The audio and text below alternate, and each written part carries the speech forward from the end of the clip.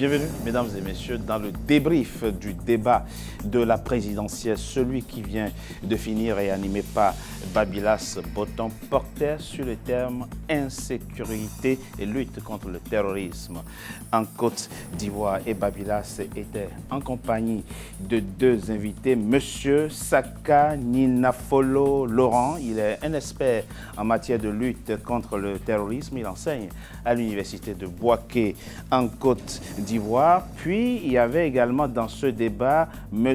Faïraman Rodrigue Koné, il est lui sociologue.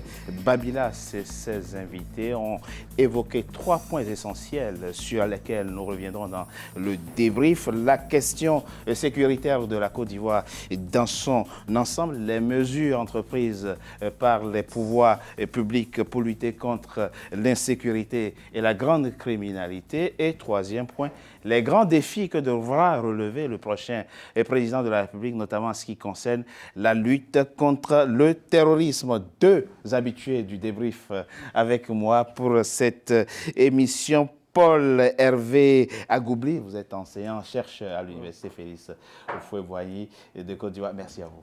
Merci D'être resté avec moi pour ce débrief. Et j'ai également Rodolphe Kouadio-Ogan. Vous êtes économiste gestionnaire, président de l'ONG Open Organisation pour le progrès économique national. Évidemment, il n'y a pas de progrès sans sécurité, il n'y a pas de progrès sans paix et stabilité. Donc c'est à juste titre que vous êtes là pour participer à cette émission. Merci à vous. Des questions essentielles ont été soulevées et dans ce débat.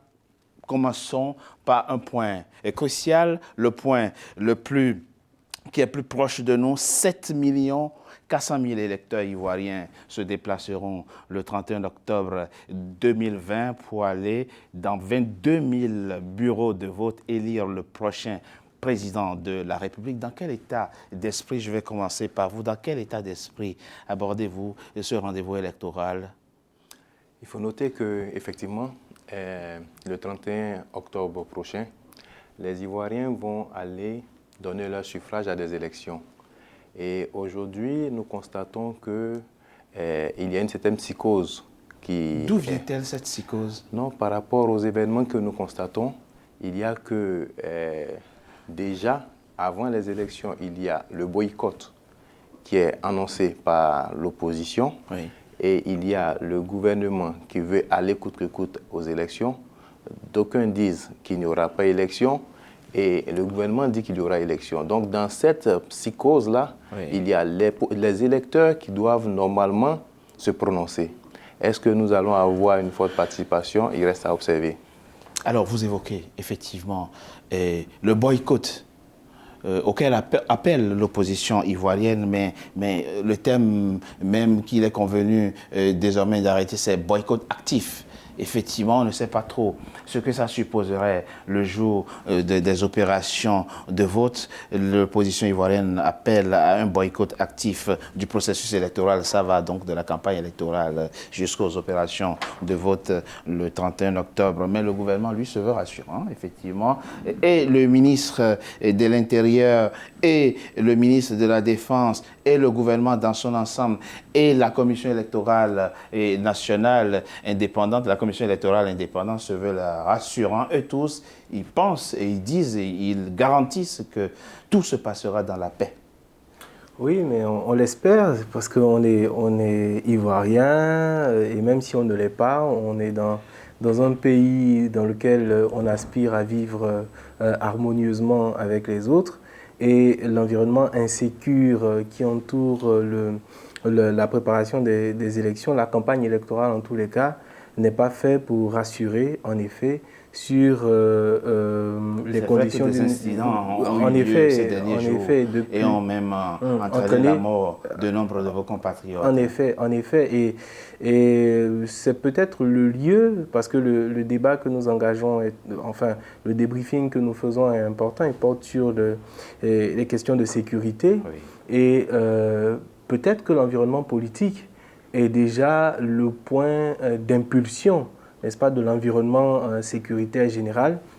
Et ce qui se fait aujourd'hui, ce qui va se faire aujourd'hui, pourrait avoir une incidence importante, non seulement sur les élections, c'est vrai, dans quelques jours, mais aussi sur la marche du pays sereine dans les 2, 3, 4 années qui viennent. Évidemment. Et évidemment, et vous faites bien d'étendre un peu la question au-delà de la question électorale. Si on met de côté, effectivement, cette psychose à laquelle vous faites allusion tout à l'heure, liée au climat plus ou moins tendu autour de cette présidentielle, votre pays, dans son ensemble, est-il un pays sûr? Comment les Ivoiriens le vivent-ils? Quelques indications très rapidement. Depuis 2011, votre pays est retiré de la liste rouge des pays les moins sûrs, les moins recommandables.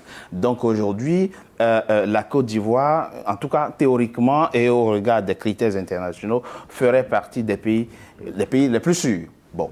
Est-ce que les Ivoiriens le vivent comme tel? Est-ce que la Côte d'Ivoire, les Ivoiriens vivent ça, ont ce sentiment effectivement de vivre dans un pays sûr?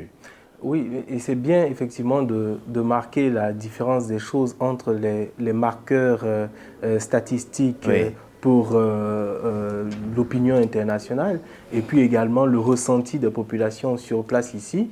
Je veux vous dire qu'en effet, quand vous vivez ou résidez dans des quartiers ou dans des environnements sécurisés dans lesquels effectivement il y a des infrastructures de police qui peuvent en effet agir très rapidement pour sécuriser aussi bien les biens que les personnes. Oui. Vous n'avez pas le même ressenti, par exemple, quand vous êtes dans la périphérie des grandes villes, notamment à Abidjan, quand vous êtes dans certaines zones rurales où en effet le phénomène des coupeurs de route continue de sévir. Donc il y a une différence d'appréciation. Oui, on peut noter les efforts en effet qui ont été faits. On peut noter effectivement l'évolution substantielle qui a été faite et qui marque en effet qu'en 2010 ou avant 2010, en tous les cas depuis la crise de 2002, la rébellion de 2002 jusqu'en 2010, le pays vivait un contexte politique qui ne pouvait en effet pas permettre de se sentir sûr. Mais dès lors qu'on sort effectivement de cette crise-là à partir de 2011 et que l'État a installé la réunification du pays également faite, dès qu'on est dans cet environnement-là, oui, je pense que l'État a tous les moyens administratifs, politiques et puis sécuritaires de faire en sorte de nous mettre dans de bonnes conditions. Ce qui peut interpeller et dans le débat et dont nous faisons ici le débrief, c'est que Saka Ninafolo, l'invité, donc, et Saka Ninafolo Laurent, expert en matière de lutte contre les terroristes, dit que l'insécurité atteint le pic. Un pic dans ce pays. Oui, mais parce que vous avez... C'est-à-dire qu'en fait, la sécurité, de mon point de vue, elle dépend de quoi? Elle dépend d'un environnement politique apaisé. Elle dépend aussi d'une réforme de l'armée qui garantisse en effet que la grande muette, pour le coup, la périphrase a son importance. Oui. Non seulement elle est muette parce qu'elle n'intervient pas dans le débat politique, mais elle est muette aussi parce qu'on ne l'entend pas. Oui. Et tant qu'on ne l'entend pas, tout se passe bien. Or, en 2016 et 2017, elle n'a pas été si muette que ça. Et les incitations au départ volontaire à la retraite, les conditions dans lesquelles tout cela s'est fait, ça a libéré, n'est-ce pas, dans le corps civil, dans la population en tous les cas, sur le territoire, des gens qui aujourd'hui sont rompus au maniement des armes et qui, effectivement, dont on n'a pas toujours la preuve de l'endroit du territoire où ils se trouvent et de quelles sont leurs activités au quotidien. Et effectivement, l'élément que vous évoquez là est très pertinent et ça va nous permettre, M. Kouadio Ogan, de serrer la question en deux, de diviser la question sécuritaire, la problématique sécuritaire en deux. Premièrement, la question sécuritaire au regard de la maîtrise des risques venus de l'extérieur et la question sécuritaire au regard des risques internes. Restons d'abord à l'interne. On parlera après de la question du terrorisme, précisément dans la deuxième partie de notre émission. Et quand on considère la question sécuritaire à l'interne, M. Agoubli, effectivement, a évoqué les mutineries successives qu'a connues votre pays, notamment en 2016 et 2017, et précisément. Et après ces mutineries, le gouvernement ivoirien a pris une loi d'orientation militaire avec comme objectif, disait le ministre Ahmed Bakayoko, de doter la Côte d'Ivoire d'une armée professionnelle et républicaine. Nous étions en 2018, nous sommes en 2020. Quelle est votre analyse sur la question? Je rappelle que dans le cadre des activités de votre ONG, vous avez déjà mené des réflexions sur cette question. Après l'adoption de cette loi de programmation militaire, peut-on dire aujourd'hui, effectivement, au regard du calme relatif observé dans les casernes de votre pays, que la Côte d'Ivoire, de ce point de vue, est sûre? Monsieur, nous allons stratifier effectivement la question de la sécurité en interne. Oui. Vous voyez, nous sommes partis de loin. L'insécurité et la psychose d'insécurité a été entretenue déjà dès le coup d'État du président Bédié. Parce que, allant de cette date-là, les armes ont commencé à circuler. Des personnes qui ne devaient pas avoir des armes ont commencé à en avoir. Et chacun des acteurs politiques, voulant défendre sa chapelle, essayait d'avoir ou d'entretenir des personnes qui seraient susceptibles de défendre leur opinion au niveau national, au cas où ils avaient la possibilité, ils auraient besoin de pouvoir être assistés. Et ça fait que tout ce désordre-là nous a conduit à la crise de 2002. Oui. En 2002. Ce que je vous demanderais, pour ne pas trop entrer dans l'histoire, enfin je vais dire, pour ne pas trop faire une longue incursion historique, pour rester dans des faits présents, le ministre Mamadou Touré, qui est un porte-parole du RHDP, répondant sur une chaîne internationale il y a 2 jours, enfin il y a 24 heures en l'occurrence, dit que par rapport aux incidents de Dabou, dit qu'il y a des civils aujourd'hui qui sont armés d'armes à feu, qui tirent sur les forces de l'ordre. Ces personnes qui possèdent aujourd'hui des armes à feu et qui tirent sur des policiers, d'où est-ce qu'elles tiennent ces armes? Ça, c'est la question, monsieur. C'est la question. Parce qu'avant que des civils ne tirent sur des forces de l'ordre, il se pose le problème des civils qui empêchent par des armes blanches ou des armes à feu leurs concitoyens de pouvoir protester. Donc, ça fait que cet imbroglio-là, la force appelle la quête de force. Aujourd'hui, il y a certaines populations qui, c'est la question que vous avez posée, est-ce que l'Ivoirien se sent en sécurité? Oui. Aujourd'hui, si des individus peuvent tirer sur des policiers, ça veut dire qu'il y a des armes en circulation. Ça veut dire que d'abord, il y a des armes en circulation. Elles viennent d'où ces armes? Mais mine de rien, des crises successives que le pays a connues. Notamment de la rébellion, etc. De la rébellion, de la crise post-électorale, des jeunes gens qui ont pris des armes pendant la crise, parce qu'il y avait des milices pendant la crise post-électorale. C'est vrai. Pendant la rébellion, il y avait des milices. Il y avait des groupements d'autodéfense. Quand tu dois te défendre, soi-disant contre des rebelles, ça veut dire qu'il faudrait avoir de la détention militaire pour pouvoir te défendre. D'accord. Pour revenir au cadre formel institutionnel, quand le ministre de la Défense, en 2018, dit « Notre loi de programmation pour objectif, effectivement, de doter la Côte d'Ivoire d'une armée régulière, enfin d'une armée républicaine et professionnelle », et effectivement, depuis 2017, nous sommes en 2020, on n'a plus eu de mutinerie, en tout cas officiellement dans les casernes. On peut dire quoi que ça portait cette loi de programmation militaire? Oui, on peut réfléchir par le résultat qui est apparemment qui ne résiste pas à la preuve du contraire, mais qui a une maîtrise des troupes. Oui, mais on peut dire ça comme ça? Oui, on peut le dire. D'accord. Le pouvoir ivoirien maîtrise les troupes. L'armée est sous contrôle. Je veux dire, c'est une question d'énoncé. C'est un constat qu'on peut faire, mais on peut discuter le constat. À quel prix cette maîtrise affirmée, n'est-ce pas, se fait? Quel est le prix qui sous-tend effectivement le fait qu'on déclare que l'État maîtrise les troupes, maîtrise l'armée? Il faut en ce moment-là, moi je serais vraiment intéressé par savoir de l'intérieur. J'ai dit tout à l'heure qu'il s'agissait, qu'on parle de l'armée, qu'il s'agit de parler de la Grande Muette. Il se fait qu'à l'intérieur de l'armée, de plus en plus, quand vous discutez avec, vous entendez les bruits de couloir, vous regardez, il se fait qu'il y avait, après la crise post-électorale de 2011, à l'intérieur même de l'armée, une sorte de confluence de forces, des forces qui sont issues de la rébellion de 2002, qui ont appuyer donc l'arrivée au pouvoir du président Ouattara, et puis ceux qui étaient les Fancy avant, hein, force l'armée initiale. Enfin, on disait à l'époque de Laurent Gbagbo, et c'est tout ce moule-là qui devait fondre pour faire, comme le dit le ministre Ahmed Bakayoko, l'armée républicaine. L'armée républicaine. Elle est ou pas? La grande question justement qui est posée ici, c'est de savoir si finalement la mayonnaise a pris et si tout ce corps d'armée-là, effectivement, constitue un corps amalgamé, de sorte en effet que les différentes forces se reconnaissent comme sœurs et frères d'âme. Donc la problématique, elle est là. Et c'est pour cela que la séquence est importante. Mais, oui. Elle est importante parce qu'elle va questionner les conditions de la cohésion de cette armée. Est-ce que dans les clivages qui apparaissent à partir de maintenant, est-ce que l'armée va faire corps? Est-ce qu'elle va répondre justement à un appel républicain? Mais vous dites un appel républicain, quel est-il? Est-ce que, comme le dit l'opposition, le président de la République et son gouvernement incarnent toujours justement la parole et la rectitude républicaine? Vous avez des doutes?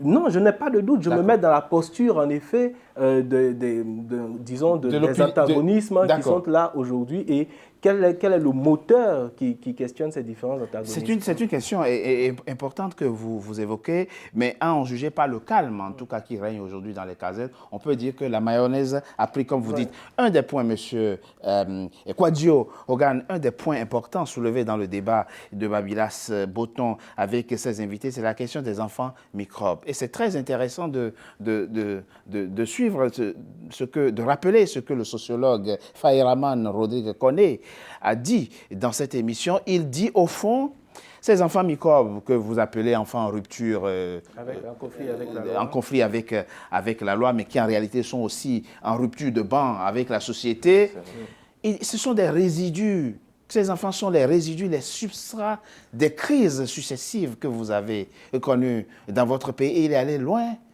jusqu'à dire au fond, ce sont des enfants qui renvoient à votre propre société, ses propres miroirs. C'est vrai. Monsieur Togoué, effectivement, Monsieur Nyanafolo, oui, il n'a pas si mal dit, parce que... Non, Fayraman Rodrigue, le sociologue. Rodrigue, ok, Monsieur Koné. Ok. En fait, il se trouve que le phénomène des microbes, je peux retomber encore dans l'histoire, parce qu'on avait d'abord le phénomène des enfants de la rue. Oui. Des enfants de la rue qu'on n'arrivait pas à gérer. Effectivement, il y a des ONG qui s'efforçaient de les prendre en charge. Mais lorsque ces enfants sont dans la rue et qu'il y a des techniques de guerre qui s'opèrent, parce qu'entre-temps, il y a eu que ce phénomène a connu aussi le temps de la crise post-électorale, et ces enfants dans les quartiers ont vu des aînés avoir une attitude de guerre. Et aujourd'hui, ils ont besoin de pouvoir renflouer leurs poches parce que ce sont des enfants. Ils se sont inspirés de ces aînés qui ont été des acteurs actifs de la crise. Et aujourd'hui, celui qui était peut-être à Cocody et qui venait d'Abobo, qui était à Cocody, qui apprend que dans son quartier à Bobo, il y a une unité qui peut lui permettre d'avoir de l'argent, il n'a pas peur. Quelqu'un qui a dormi dans la rue pendant longtemps n'a plus peur. Je propose qu'on marque une coup de pause. On se retrouve dans quelques instants pour approfondir la question des enfants microbes dans sa dimension sociologique, comme on l'a vu dans le débat qui est passé. À tout de suite. Suite et fin du débrief du débat de la présidentielle et celui que nous débriefions a porté sur le thème insécurité, lutte contre le terrorisme. Babylas Botton et ses invités ont évoqué plusieurs points au cours de ces débats sur lesquels nous sommes revenus dans la première partie de notre émission, notamment la question sécuritaire du pays dans son ensemble à quelques jours du rendez-vous crucial électoral que vous avez. Et nous avons évoqué effectivement dans la première partie de notre émission les mutineries successives qu'a connu votre pays 2016-2017, mais qui depuis 3 ans, on va dire, à la faveur de la loi de programmation militaire entreprise et adoptée et mise en œuvre par le gouvernement ivoirien, et qu'on a une forme d'accalmie. Nous évoquions avant notre pause, monsieur Kouadio Hogan, la question des enfants microbes. L'invité Koné l'a dit dans l'émission qui est passée dans le débat, ce sont des enfants qui sont aujourd'hui des sortes de substrats des crises sécuritaires que vous avez connues. Mais il n'a pas manqué d'évoquer la question de la responsabilité parentale. Oui, monsieur Togoué, effectivement, la responsabilité aujourd'hui, la famille ivoirienne est déliquescente parce que l'autorité du père et de la mère ne se ressent plus. Les enfants sont éduqués par la vie de la rue. Mais pourquoi? Parce que... Bon, pas tous les enfants, n'exagérons rien. Pas tous les enfants. Ça, c'est vrai, je suis d'accord avec oui, vous. Mais en fait, ils ont fait une spécification. Je parle des enfants qui sont exposés, à ce fléau. Voilà. Et il se trouve que ces enfants exposés à ce fléau, ne pouvant plus, parce que la plupart de ces enfants dont j'ai parlé, des enfants qui étaient d'abord de la rue et qui sont aujourd'hui à la solde de ces pratiques-là, c'était des enfants qui préféraient déserter la maison avec père et mère pour aller dans la rue. Et ils y restaient des années. Et au jour d'aujourd'hui, il se trouve que l'autorité du père, mais comment peut-on asseoir l'autorité d'un père sur l'enfant? C'est la capacité du père à pouvoir assurer ses responsabilités de père. Et qu'est-ce qu'il faut faire? Mais vous posez une bonne question. C'est très important. Faut-il... Mais la question ne se pose pas seulement en Côte d'Ivoire. Hein, c'est très important. Moi, je relativise toujours les choses. Hein, c'est très important. Comment renforcer la responsabilité parentale? Comment imposer aux parents que le premier responsable de l'éducation d'un enfant, ce sont ses parents? Comment y arriver? Par quel mécanisme les pouvoirs publics peuvent-ils rappeler aux parents leur devoir de responsable vis-à-vis de leur progéniture? Oui, c'est une question vraiment... Vous êtes enseignant, vous êtes éducateur. Oui, c'est une question qui tient de l'aporie. Et je vais y répondre, je vais tenter d'y répondre parce qu'on ne répond pas aux apories, c'est tellement vaste. Mais je noterai vraiment rapidement que on a un problème lexical sur ce phénomène. Ça veut dire que le problème nous pose problème nous-mêmes. Tantôt on dit que c'est des enfants, c'est des microbes. Tantôt on dit que c'est des enfants en conflit avec la loi. Mais est-ce que dans la conceptualisation, il y a problème? On a des problèmes. Donc le phénomène ne me semble pas, en tous les cas, suffisamment clair pour qu'on y adresse une réponse précise, une réponse efficace.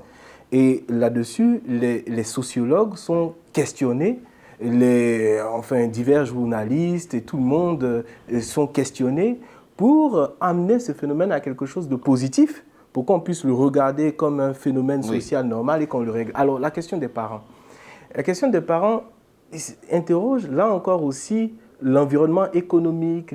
Parce que, naturellement, un parent, il est porté à s'occuper de son enfant. Naturellement. Pourquoi déambule-t-il dans la rue à 2 h du matin? Ça veut dire qu'il y a une démission quelque part. Pourquoi dort-il dans les villages abandonnés? Cette démission-là, est-ce qu'elle ne tient pas d'un environnement général qui fait en sorte que les gens sont démunis et qui finalement, ils s'abandonnent à une forme de fatalité qui fait qu'ils ne peuvent pas devant les problèmes. C'est pour ça que le sociologue Koné, effectivement, parlait de la responsabilité sociale. Enfin, il rend toute la société responsable de ce phénomène. Et donc, les responsabilités sont partagées. Elles sont d'abord d'ordre parental, puis elles sont d'ordre social, et elles appartiennent aussi au pouvoir public. Et c'est là où il parle de manque de centres sociaux d'accueil, puisqu'il y a parmi ces enfants des orphelins, pour certains, de père et de mère, qui sont totalement abandonnés. Faut-il durcir la loi?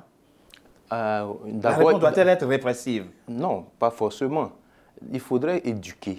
Il faudrait prendre en charge ces enfants.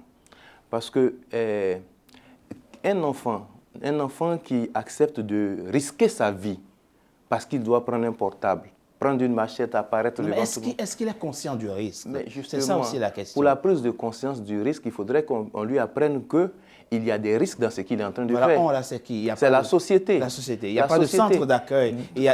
Quand le phénomène des enfants microbes, des enfants en conflit avec la loi, s'est posé en Côte d'Ivoire, est-ce que l'État, parce qu'on avait un projet étatique de formation civique, est-ce que l'État qu'on les prenne pour les mettre dans un centre de formation civique et de réinsertion? Non. Aujourd'hui, on se rend compte qu'on s'évertue à présenter la situation, on s'évertue à les arrêter, mais on ne s'évertue pas véritablement à les canaliser. Parce que ces enfants ont besoin d'être canalisés.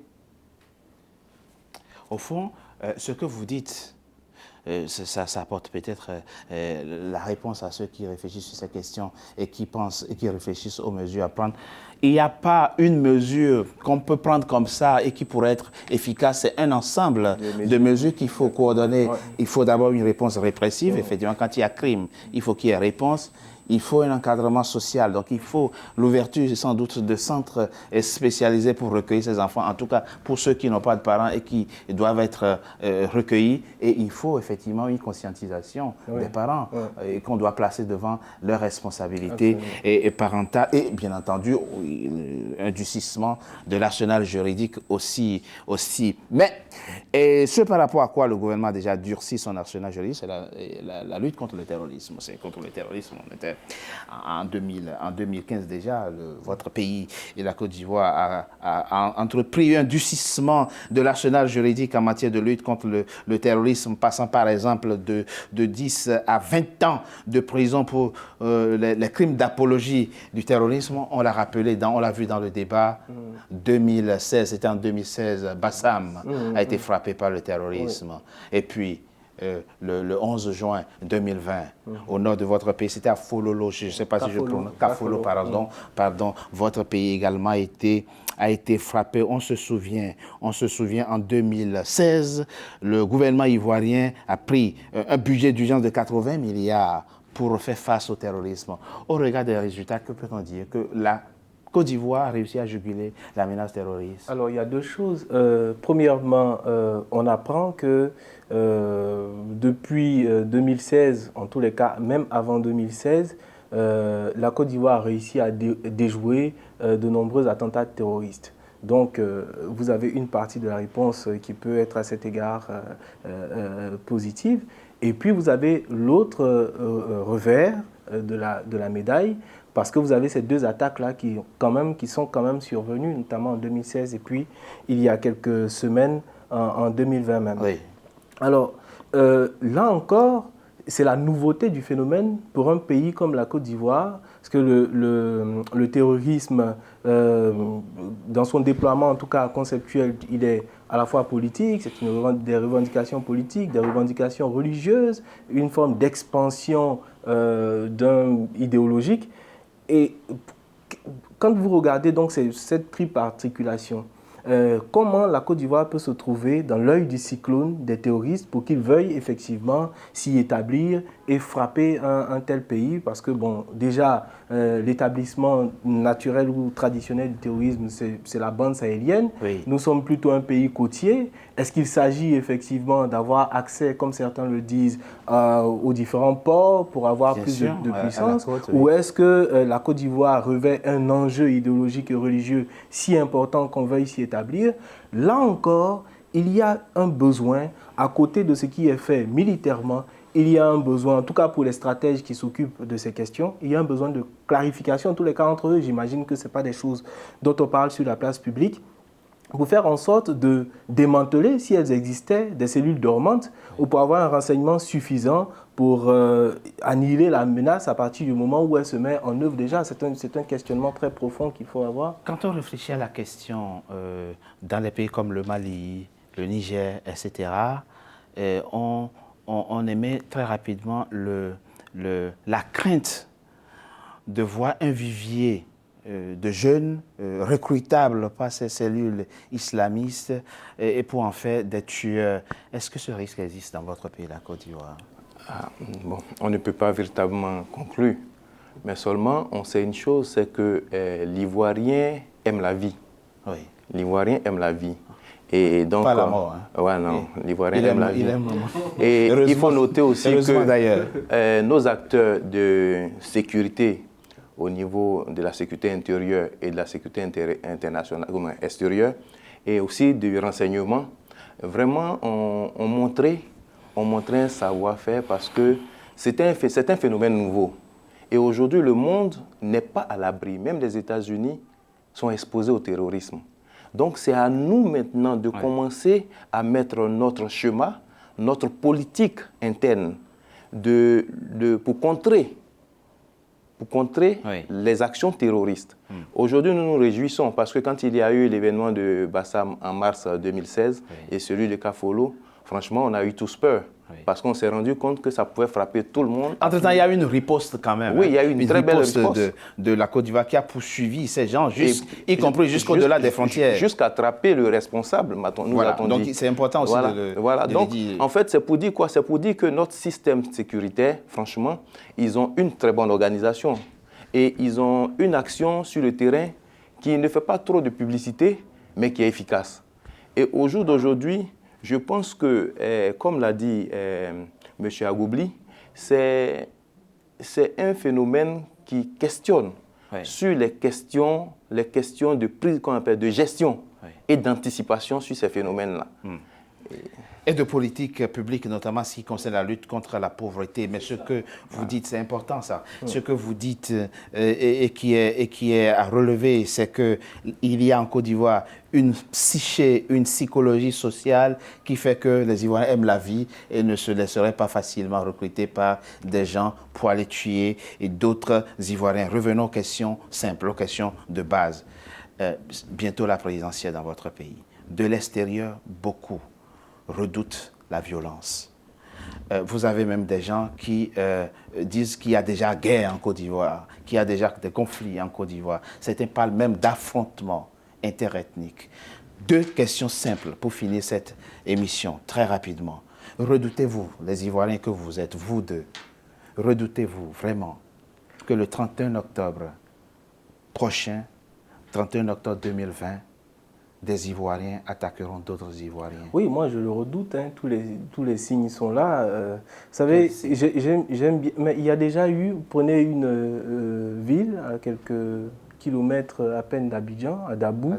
Quand vous voyez devant vous les images, moi je n'ai pas pu regarder ces images, elles sont affreuses, elles sont horribles.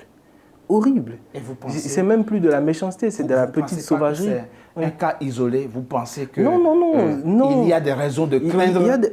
Parce que regardez le niveau de la barbarie. C'est-à-dire que vous pouvez ôter, on peut imaginer même qu'il arrive à un être humain d'ôter la vie à un autre. Mais l'acharnement sur sa victime, c'est insoutenable, effectivement. C'est un tel acharnement. Je sais pas, on est toujours en train de dire, moi, il y a un mensonge ivoirien avec lequel je ne suis pas d'accord. Et je le dis, je l'assume sur votre plateau. La Côte d'Ivoire n'est pas un pays béni de qui que ce soit. C'est un pays comme un autre. Oui, bien sûr. Et si les Ivoiriens continuent de penser la haine des uns vis-à-vis des autres. C'est simplement un silence, c'est un mensonge. Un mensonge qui consiste pour tout le monde à penser que s'il y a une déflagration, les uns comme les autres vont l'emporter. Et c'est un mensonge qui ne veut pas regarder la réalité des belligérances en face. C'est quoi la réalité? J'aime citer ce groupe-là de pièces et verres en main. Un pays, c'est un ensemble de gens qui se taisent sur la même chose. À cet égard, la vérité est sa première victime, la première victime émissaire qu'on sacrifie à l'unanimité sociale. Les Ivoiriens ne veulent pas voir qu'il y a un enjeu important, notamment sur les élections pour la présidence de la République, et que cette justifie justement que des Ivoiriens attaquent. Parce que les gens s'imaginent violemment d'autres Ivoiriens. Parce que les gens s'imaginent que lorsqu'on est au pouvoir, on est au pouvoir contre les autres, contre une ethnie, contre un groupe, qu'on est au pouvoir donc pour accaparer les ressources publiques, qu'on est au pouvoir. Donc, toutes les questions dont on a parlé du début de l'émission jusqu'à maintenant, ce sont des questions qui trouvent leur réponse dans le fait que la société en elle-même est comme prise en otage de conflits politiques, de conflits pour le pouvoir. Et dès lors que là, ça devient le centre sismique de l'affaire, eh bien, il y a des espèces de métastases là qui, sur certains pics, vont dégénérer pour nous amener à... Le diagnostic n'est sans doute pas faux, en tout cas pas dans son ensemble, mais quitterons-nous cette émission avec l'idée que les Ivoiriens ne sont pas... est capable d'éviter la violence. Moi, ce qui est important, ce n'est pas le mal en soi, mais c'est la capacité à traiter le mal. Est-ce que les Ivoiriens ne sont vraiment pas capables de traiter le mal de la violence et de la violence aveugle comme on l'a vu ces derniers jours? Monsieur Togbe, tout peuple qui a l'intérêt de la conscience nationale a la capacité de juguler ces crises en interne. Et ce que je voudrais dire, c'est que Aujourd'hui, il se pose la question de la démocratisation de nos États. Vous voyez, il y a que, aujourd'hui on s'en va des élections. Nous constatons que des gens sont dans les rues. Mais pourquoi sont-ils dans les rues? Pour protester. Protester contre quoi? Une désapprobation de ce que l'acteur d'en face est en train de faire. Mais pourquoi la démocratisation de nos États n'a-t-il pas prévu des voies de recours institutionnels pour les partis? Parce qu'à partir du moment... Mais c'est prévu? C'est la Constitution? C'est le Conseil constitutionnel? Oui, mais justement, le Conseil constitutionnel, monsieur, on se rend compte que notre texte fondateur, notre Constitution, fait du président de la République un dieu. C'est lui qui nomme le président du Conseil constitutionnel, même aux États-Unis. Mais ça, c'est autre chose. Non. Donc ce n'est pas une question. Parce que si on crée une autre juridiction au-dessus du Conseil constitutionnel, se posera la question de sa légitimité, de son impartialité. On va créer une autre juridiction. Ça, on ne va pas en finir. Vous avez abordé la question. La question, c'est la confiance que chacun des acteurs du système démocratique que nous nous sommes donnés met en ces personnes-là. Même aux États-Unis, il y a des postes. En même temps qu'on élit le président, on élit des responsables juridiques qui ont une certaine légitimité parce qu'émanant du peuple. Vaut-il la peine que, en tant que citoyen, je perde ma vie pour que quelqu'un arrive au pouvoir? Rien du tout, pas du tout. Ça ne vaut pas la peine, n'est-ce pas? Est-ce qu'on peut partir de cette émission avec l'idée qu'il y a une forme de lumière qui va traverser ce pays d'ici le 31 octobre et que les opérations de vote, si elles ont lieu réellement, puisqu'il y a encore des Ivoiriens qui pensent qu'il n'y aura pas d'élection, que si les opérations de vote ont lieu, qu'elles se déroulent dans la paix et dans la tranquillité. Nous l'espérons et nous y prions. Merci, merci, merci à vous, Rodolphe Kwadjo Hogan. Vous êtes économiste, gestionnaire, vous êtes le président de Ranger Open, organisation interne, organisation pour le progrès économique national. Merci à vous. Merci. Merci Paul, Hervé et Agoubli. Vous êtes enseignant-chercheur à l'Université Félix Houphouët-Boigny. Oui, on quitte cette émission avec l'espoir que tout se passera bien et qu'aucun Ivoirien ne doit perdre la vie pour avoir supporté tel ou tel candidat. Merci à vous. C'est la fin, mesdames et messieurs, du débrief du débat de la présidentielle 2020 en Côte d'Ivoire, que je vous remercie d'avoir été nombreux à suivre. Restez fidèles à nos programmes. À très bientôt pour un nouveau numéro du débrief du débat de la présidentielle. Merci à vous.